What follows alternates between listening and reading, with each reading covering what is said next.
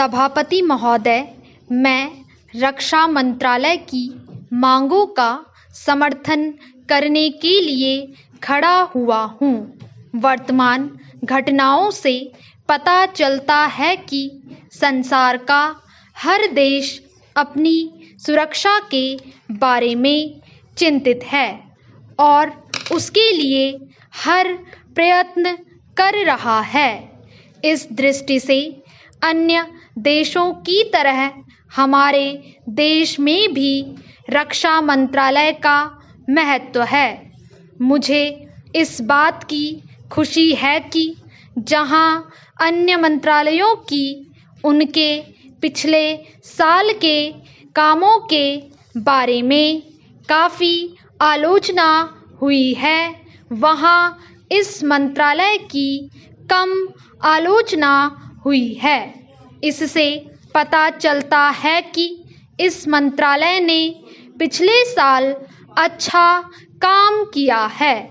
मोटे तौर पर किसी भी देश की सुरक्षा नीति का लक्ष्य यह होता है कि दूसरे देशों, खास तौर से पड़ोसी देशों के साथ मित्रता के संबंध स्थापित हों और हम एक दूसरे के मामलों में हस्तक्षेप न करें।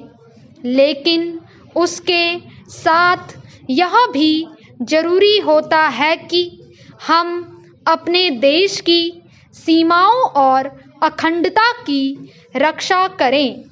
इसलिए हमारे देश का यह कर्तव्य हो जाता है कि हम अपने पड़ोसियों के कार्यों पर पूरी नज़र रखें, क्योंकि आज तक हमारे देश पर जो संकट आए वे हमारे पड़ोसियों से आए हैं।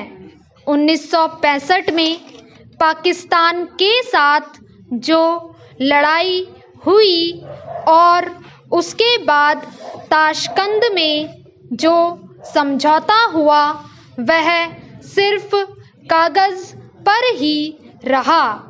पाकिस्तान ने उस पर कोई अमल नहीं किया।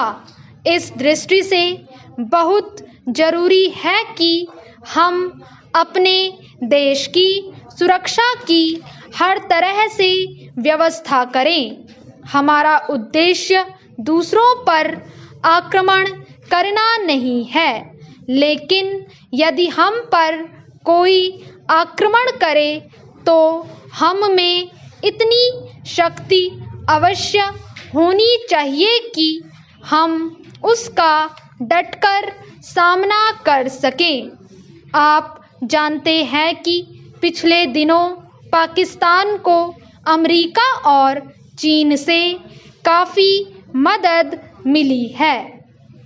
रक्षा मंत्रालय की रिपोर्ट में भी कहा गया है कि पिछले साल अमेरिका ने पाकिस्तान को 1500 करोड़ रुपये की फौजी सहायता दी है।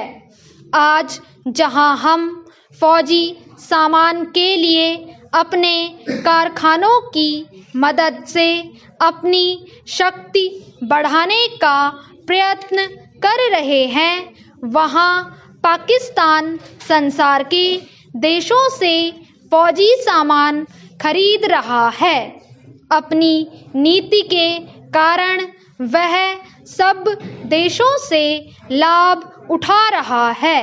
मेरा सुझाव है कि हमको भी अपनी शक्ति बढ़ाने के लिए संसार के अन्य देशों से अधिक फौजी सामान खरीदना चाहिए। आज तिब्बत की सीमा पर चीन की 1.5 लाख फौज खड़ी है।